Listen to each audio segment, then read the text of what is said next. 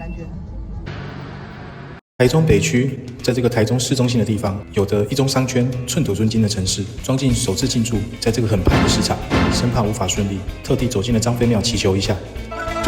以下是我们的资讯。姐姐你好，我们新开团购店，你在开播啦？一定外附近呀，玉长街22号一品动画店附近。哦，对了，还遇到了插曲。你叫我准备的。那叫什么？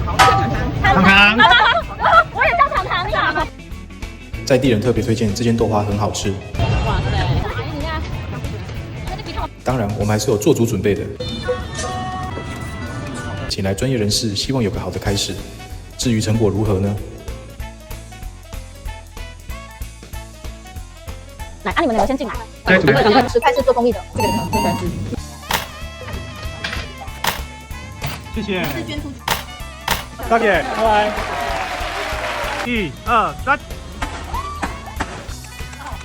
哇！恭喜恭喜恭喜！